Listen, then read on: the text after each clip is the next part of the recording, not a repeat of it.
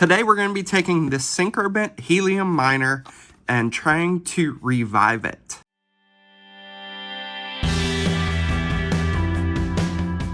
I became really interested in Helium a couple years ago when they started kind of deploying hotspots. I saw a vision for where they could take their IoT network, potentially having colleges, educational institutions, community groups using it.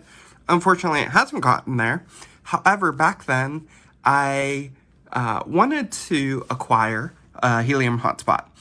And I looked at all the manufacturers, and I ended up deciding to pre-order with Syncrobit, with the primary reason being that they were at the time, they were advertised as a U.S. company and a U.S. supplier for the hotspots.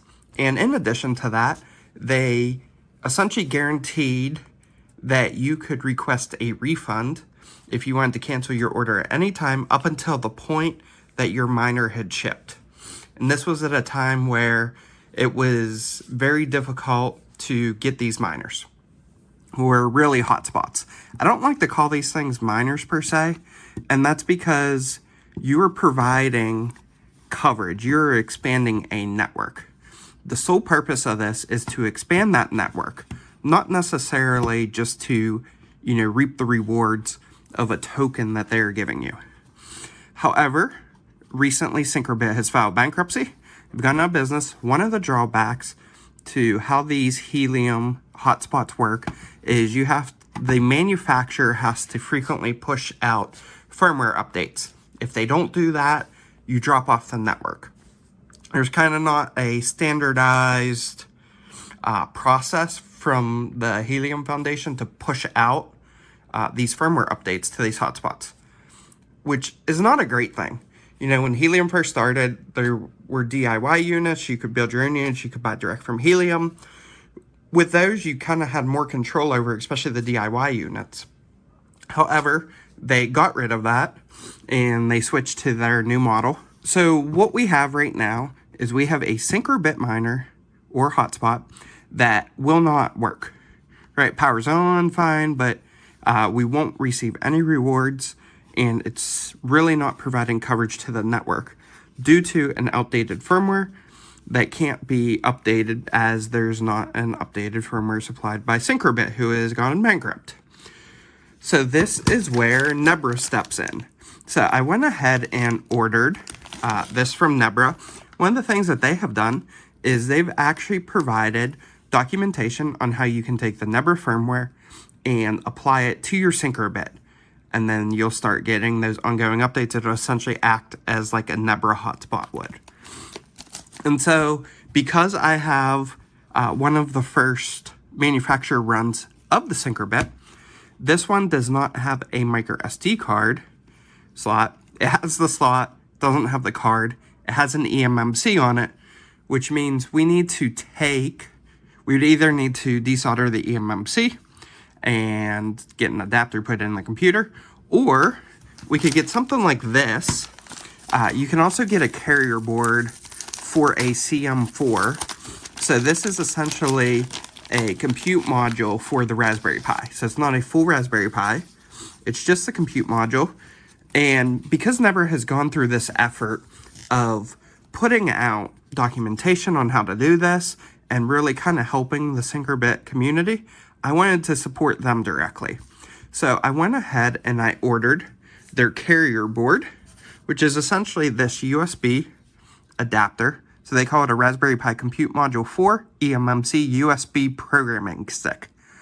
And essentially what we're going to do is we're going to take apart the Syncrobit. We're going to pull out the CM4 unit. We're going to snap it into here. We're going to plug this into the computer.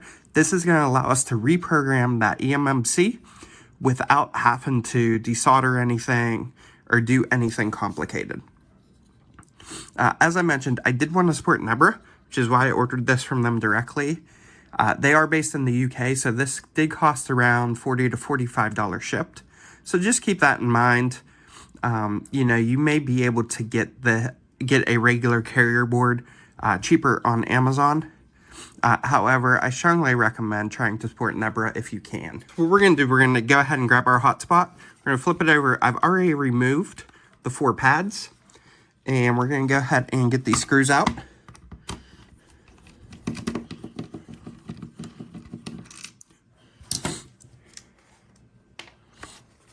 And then once you have all 4 screws out, we're going to go ahead and unscrew the antenna. And when you unscrew this, you're going to have a nut, you're going to have a lock washer, and you're going to have a regular washer. And then what we want to do is we want to go ahead and pull that cover off. And we want to pop this antenna adapter straight through. Get that out of the way. If the antenna pops off here, then you can easily snap that back in. And then what I'm going to do is I'm going to go ahead and remove the board. In my case, I've already removed the LED strip that normally comes with us. But we can go ahead and pop this ring that kind of holds the unit together. You got a few snaps here. So you can just push the 2 in the back to the side. And just like that, you're going to slide that up and out. And if you take a look here at the micro SD card slot, you see there's no micro SD in here. You can't just flash an SD and put it in. The system's made to boot from the eMMC. So what we want to do is we want to remove this heatsink. And those screws are actually on the back here. So we're going to go ahead and remove these 4 screws because we need to get to the CM4 chip. And then what I like to do is I like to hold down on the board here and then go ahead and just pull it up. And there you can see, because we had thermal paste there and also thermal paste on the processor on the CM4. And now what we should be able to do is we should be able to pop this straight up. And when you pop that off, these little spacers may come out. You can just go ahead and set them back in. These are just little spacers, standoffs that keep the board elevated and keep it flushed once the pins snap in. All right, now we have our board out, and we can go ahead and we can place it into the USB adapter.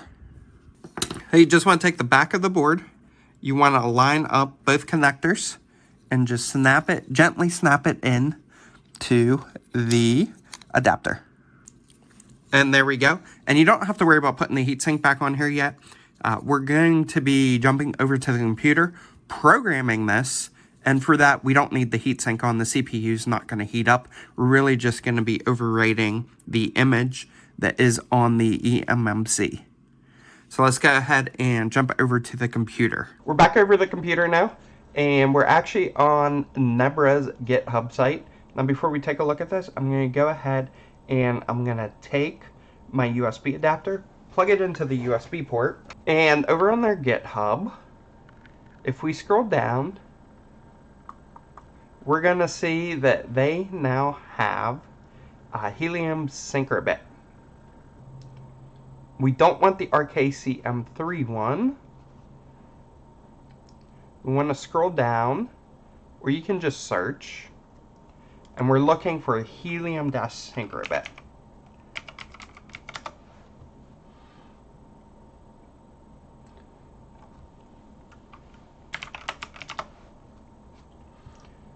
And this is the one that we're looking for. And you can see this is for Compute Module 4. This one was for the Compute Module 3. So just make sure that you are on this one. We can come over here and we can see they are now managing a firmware for the Syncrobit devices. So what we're going to do is we're going to head on over to the releases section. And we're going to download the latest zip file. And here we can see this one was just deployed yesterday. There was one 2 days ago. There was one couple last week. So you can see they are keeping these up to date, which is awesome to see. While that's downloading, we're going to go ahead and open Balena Etcher. Now I already have this installed. If you don't have this installed, you're going to want to go ahead and download Balena Etcher. Now that that download's done, we're going to do Flash from File. We're going to select that Helium Syncrobit firmware. Now we're going to go ahead and select target. One of the things I think I forgot to mention earlier is make sure that before you plug in the carrier board, the USB adapter, that it's set on the USB option. And then here you're going to see compute module. It's going to say missing driver. We want to go ahead and install that driver. And sometimes Balena won't install the drivers automatically. So to do that, you need to head on over to the compute module section of the Raspberry Pi website and download and run the installer. So we're going to go ahead and do that. Make sure you only download this from the raspberrypi.com website.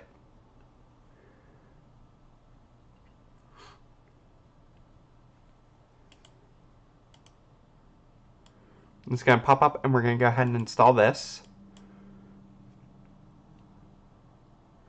If you've never flashed a CM4 before, you will need to install this. If you've flashed a CM4 before on your system, then you won't need to install this. Once that install completes, let's go ahead and reopen Balena Etcher. We're going to reselect the Helium Syncrobit image file. And now we can see this is now mounted to my F drive. It's 32 gig. Now we can actually select it and we're going to hit flash. And this is going to go ahead and flash it. It's going to decompress the image first, and then it's going to start flashing the eMMC. Now, I do recommend using this in a USB 3.0 slot for optimal speeds. We're just going to go ahead and let this flash, and once it's done, we're going to remove it from the carrier board and reinstall it with some new thermal paste. Now that the flashing's done, we can go ahead and remove it from the carrier board. Before I remove it from the carrier board, I'm going to go ahead and clean off the thermal paste that's on the processor, as well as the heatsink. So let's go ahead and get these all cleaned up, because we'll be putting fresh thermal paste. Once that's cleaned up, we can go ahead and remove it. And what I like to do is just pry it from each corner a little bit. You don't want to pull too much, because you don't want to break the pins inside the connector.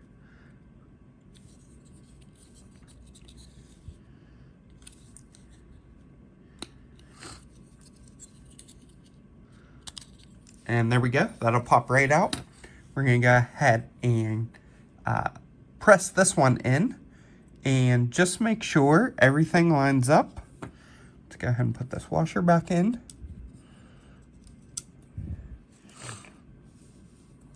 And you want to take it and just make sure the pins line up and the holes line up, just like you did with the USB carrier.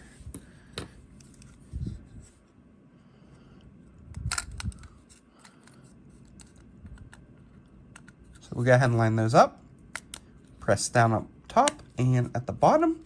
And now that that is seated in, clean up the thermal paste there. And finally, let's clean up the thermal paste on the heatsink. All right, heatsink's all cleaned up now as well.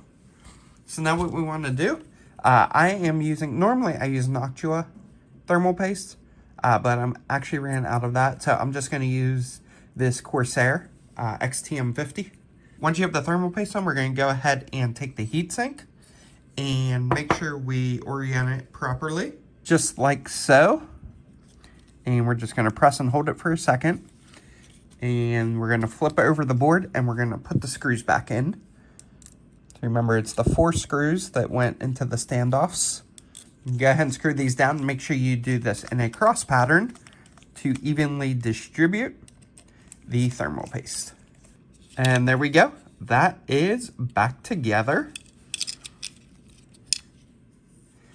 And you'll notice on mine, I actually have the stock fan removed. That is due to some issues they had with the native fans being pretty horrible. And with it being a light hotspot now, it doesn't get as hot as it used to. And so we're okay running it without the fan. So that is why that connector is empty. And this one's empty because I don't have the LED light strip on it anymore. I went ahead and removed that. So now all we need to do is just reassemble this. Go ahead and notch the back end first, or really the front, I guess. Notch that in first. And then you should be able to just kind of hold on these sides and snap those in. Just like so. And there we go. Now we're going to take the back and slide the antenna connector through. Then we're going to put the lock washer, the washer, and then that on. And now before we actually snap it completely back together, we want to take that spacer ring and just set it down in there. The top on, flip it over. Our antenna's good, all of our ports are good, and we're going to go ahead and put the screws back in and plug it in.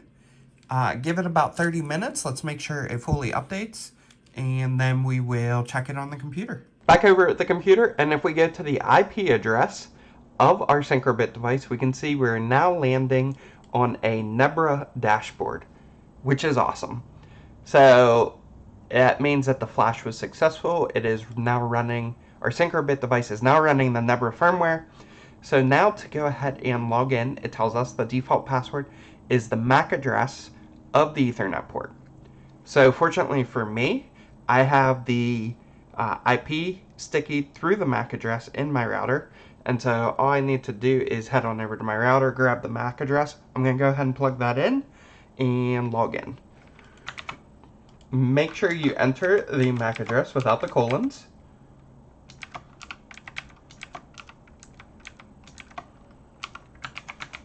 So we're going to go ahead and paste that in. Hopefully we can log in. I'm just going to cover up my external IP and some identifying information there. But here you can see we're now running the firmware. And it is from about a month ago. So it's from February 7th, 2023. This is the firmware version. And it's a variant of Syncrobit Hotspot. So it did detect the proper type, being Syncrobit. And here we can see our CPU use is 4%. Our temp is only 37%. So our thermal paste is working good. And our RAM usage is low, and our disk usage is low. So this was one of the things that I was really concerned about with the Syncrobits, is that prior to right before they filed bankruptcy and they kind of stopped the firmware support, my hotspot, even though it's supposed to be converted to a light hotspot, was using approximately 95% of the disk usage. I was really worried that it was going to continue to run as a full hotspot and that I was going to essentially run out of space and not be able to use it. So it's nice to see that the Nebra firmware truly is a light hotspot, and we are using a very small percentage of that 32 gigabyte disk space. And I'm going to block out my address and my name here of my hotspot, but if we head on over to the Helium tab, here we can see that it's running in the US. I verified that the hotspot name is still the same as it was before. So it's not like we have to re-register it, anything like that. That all looks good. The frequency isn't detected. It does say a non-Nebra minor. So that's okay, because our radio is operational and ECC is detected. So that's all great. And this is really nice to see. There's a lot more options than the Syncrobit had, especially with things like Mysterium potentially coming soon here, Things IX coming, the Things Network options. These are really nice to see that we're able to now leverage these on the Syncrobit when the Syncrobit never supported those with the software that they provided us with. So upgrading to the Nebra, I'm definitely happy with. I'm just going to go ahead and keep an eye on it. Wait till we get some activity on the network. In fact, I want to go ahead and hop over to the Explorer. If we take a look at this, we can see that I'm still showing as inactive. So I'm going to give this, about 30 minutes or so, and make sure that that flips over to active. And here you can see it was last active 1 month ago. That is when it quit, when the firmware that I had quit working on it. It's been a couple hours, and our hotspot still shows inactive in the Explorer. However, what you'll see here is we actually received a reward, which means we witnessed a beacon, which is awesome to see. And we did get a reward of 0.015 HNT. So it looks like our hotspot is finally back up and running. So big thank you to Nebra for making this possible. This is huge. I'm really excited to finally get this hotspot back online. So big thanks for Nebra. They didn't sponsor this video or anything, but just a shout out to them for making all of this possible by enabling their firmware to work on the Syncrobit hotspot, and also creating the CM4 USB adapter so that we could actually flash the early manufactured runs of the Syncrobits.